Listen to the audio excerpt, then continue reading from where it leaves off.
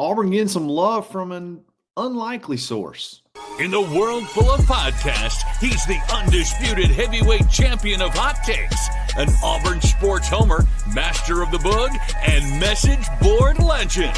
Get your buttons buttoned and your hats flattened because the Top Button Podcast is about to kick off, and you don't want to miss your courtside seat. Now, here's your host, Charlie Five. So we're back. It's another episode of the Top Button Podcast. I'm your host, Kyle Rush, a.k.a. Charlie Five, and we are ready to get after it. Happy Tuesday. Took the day off yesterday. Had a big day yesterday. Went to a charity event yesterday morning, celebrated my 13th wedding anniversary, and just that evening, and just couldn't really fit in a recording. So I appreciate y'all for allowing me to have the day off. So we're going to be back at it today, though. Auburn gets some love from Finebaum. I know he's a pot stirrer, but hey, he had a lot of positive things to say that I think are a stark contrast into the narrative.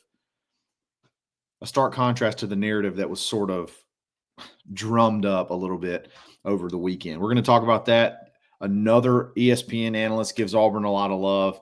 And does this add even more pressure to have all of these positive vibes being thrown our way headed into the season? We'll talk about all that in just a second. But before we do that, let's give a quick shout out to mybookie.ag. Use coupon code BARN for a 50% deposit bonus. Give them $100. They're going to give you 50 back on top. Free to play with.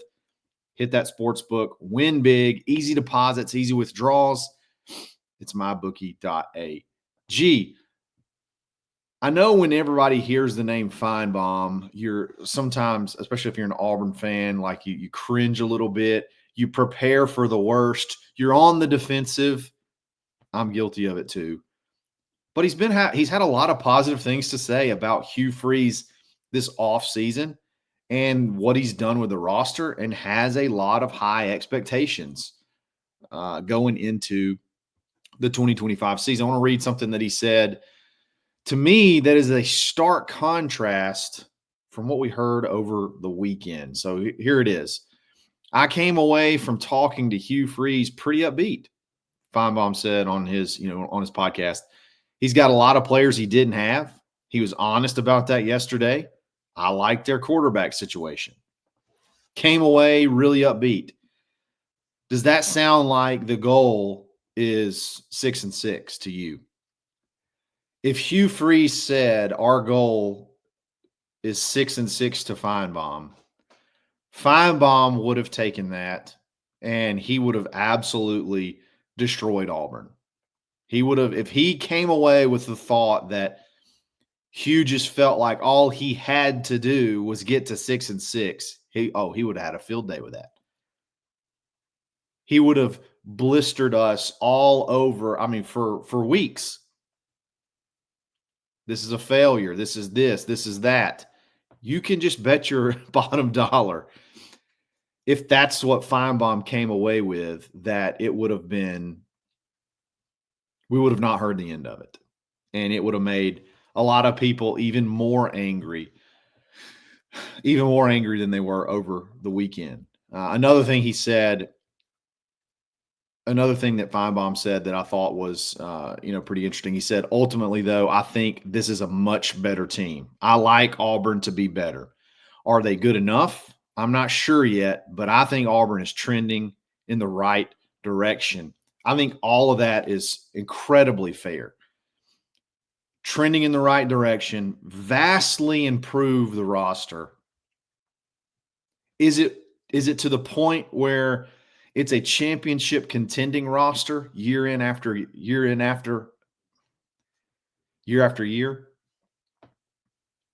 That remains to be seen.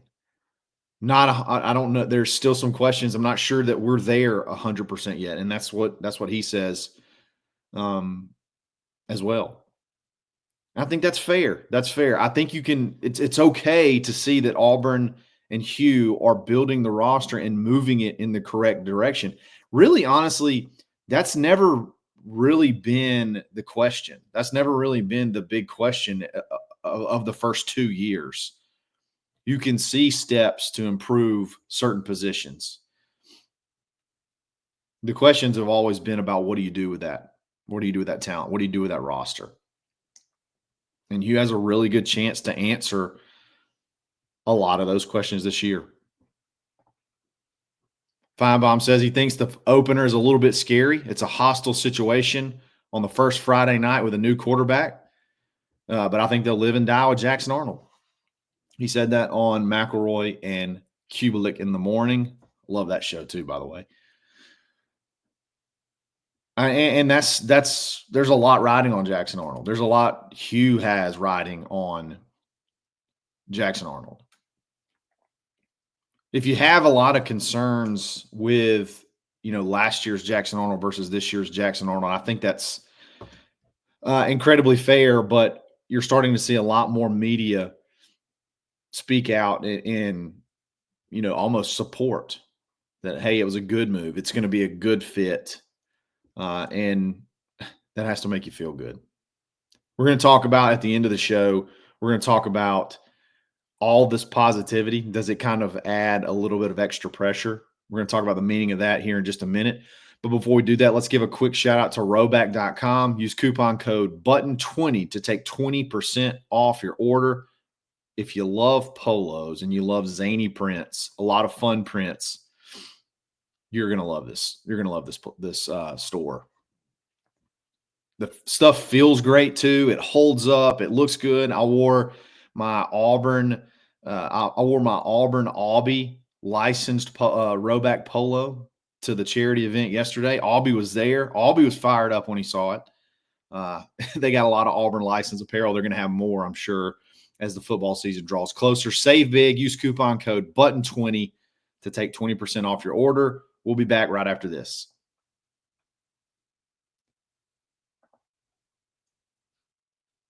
I'm going to play a clip for you in just a second, but Tom Luginbill goes on the next round, and he also has a lot of good things to say about Auburn, in particular, that he feels like Auburn's going to be vastly improved. I'm going to play the clip really quick. We're going to break it down.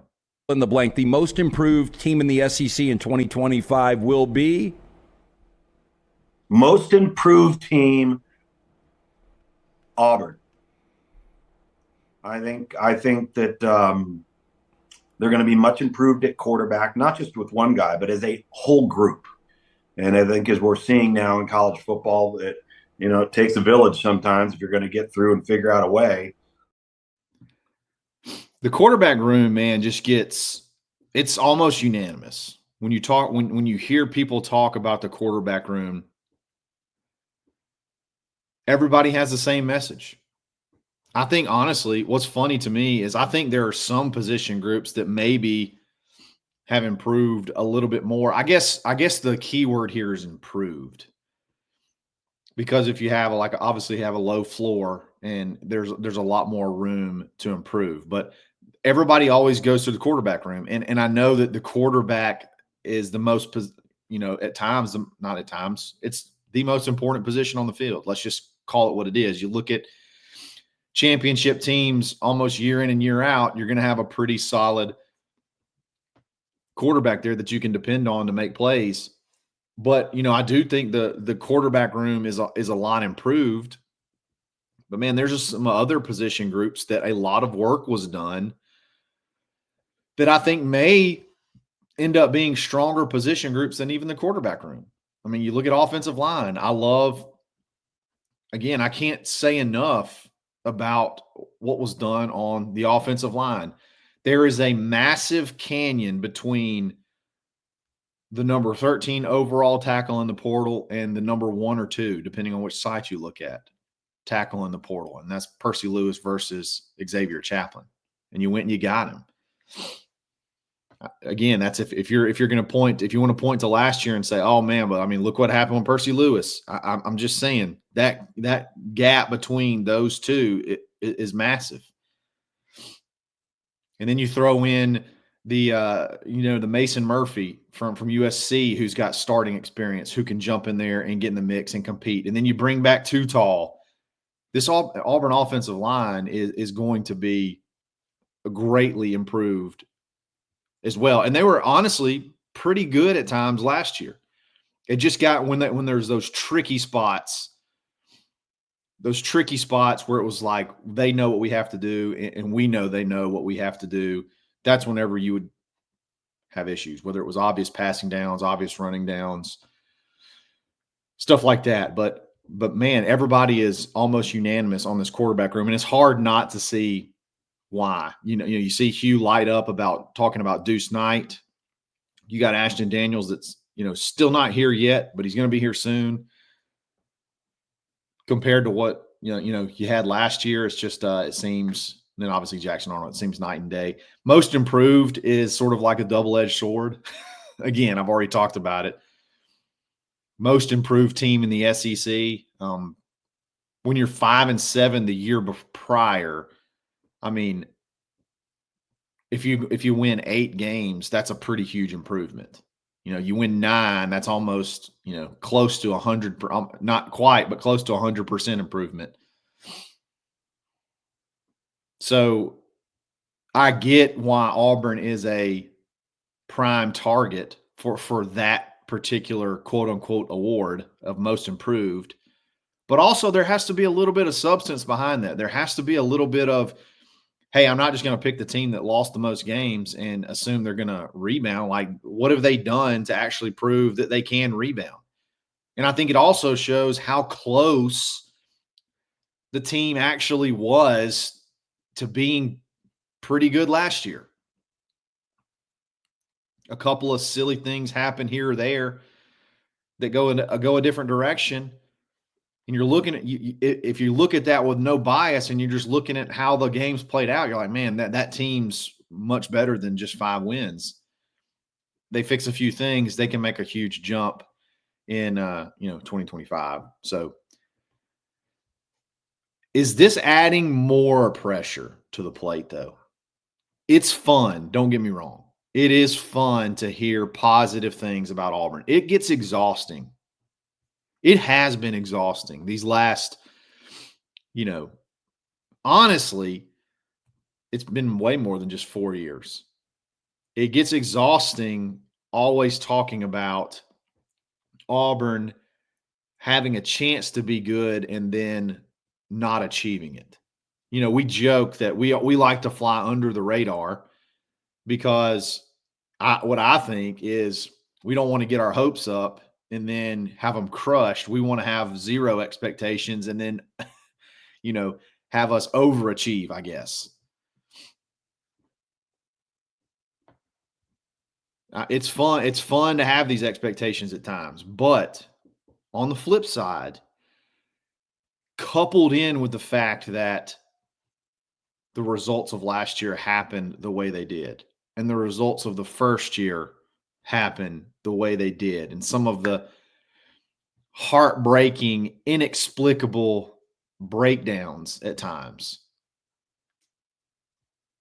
When you hear all these positive things, when you hear all of these news outlets and ESPN anchors and media personalities, when you hear them continue to sort of almost jump in line behind Auburn, it should be better. The quarterback room is better. The offensive line is better. The wide receivers, holy cow. Everything looks like, from a roster standpoint, you've gotten better and you're getting closer to that. You're getting closer to that competitive roster that Hugh's been preaching about to be patient on since he got here. And I think that's fair that what he's been selling. I think that's fair. But all the pressure coupled in with all this positivity, to me, it adds even more to the plate. To me, it makes this season even more important, because if I'm going out on a limb as a media personality and I'm sticking my neck out there and saying, I expect this, this, and this from Auburn, and then you crash and burn again, I'm going to have a tough time. I'm going to have a tough time with that. And I'm probably going to give you the business. So if it were to happen again and you have a meltdown again, and you're looking at, another 6-6 or worse, maybe even 7 wins at this point in time is not quite enough. If you're looking at that, boy, you're talking about the flow of a complete 180 of what you'll hear in the offseason. I think it does. I think it ratchets up the pressure. Again, it's fun to hear positive things, but I think it definitely ratchets up the pressure, not just trying to rebound from a 5-7 season and selling a vision, and this season basically riding on proving that vision is attainable. Man, it could. I don't envy. I don't envy Hugh. It's a tough spot to be in, and you're gonna have to get it done. So I will say this: I've watched Hugh Freeze. I've studied Hugh Freeze. I've listened to him talk, and I want to keep saying and keep pointing to that it feels different. He feels different as far as the way he talks about this roster. No, he may not always say the most perfect thing every single time. But the bottom line is, I think he also feels the same way that a lot of these ESPN guys and national analysts and insert media personality feel. He feels like Auburn can be pretty good this year, and it's on him. They got to shore up some of the pain points from last year, and they can be a really good team. What do you guys think? Do you like hearing positivity? Do you like hearing positive things from the media? Are you skeptical about Finebaum, even if he says something positive? I know there's going to be a lot of comments about that, but he's been pretty pro Auburn. He's been selling it. Now you always got to think, is there something? Is there an angle? Does he have an angle that he's trying to work? But there's been a lot of positivity everywhere. I personally enjoy it because, man, again, I said it earlier, it gets exhausting. It really does. It's been exhausting. So I'm ready to start seeing this thing turn around, and I know you guys are too. Let me know what your thoughts in the comments. Live chat. I'm back. I know I missed yesterday. I've got like this streak going, okay, of joining the live chat at the premiere every morning, 7:30 a.m. If you're listening to this right now on the premiere, I've got this streak going. I think technically I should still have the streak going because there was no show yesterday. So therefore, there was no live comments for me to jump in. Okay. So we're going to be back in it today. We're going to keep the streak going. We're going for 100 in a row, 100 shows in a row. We're going to get in the live comments. So set your alarm, 7:30 a.m. for the premieres, and join in the live comments. It's a ton of fun. These guys are great and awesome personalities. A lot of fun conversation as well. So I really appreciate you guys listening. Thanks for being patient with me yesterday. We're going to be back, though, every single day this week. We're locked in. We're ready to go. If you like the video, like it. If you like the channel, subscribe to it. We'll talk again soon. It's another episode of the Top Button Podcast. Stay buttoned. Thanks for listening, and drive home safely.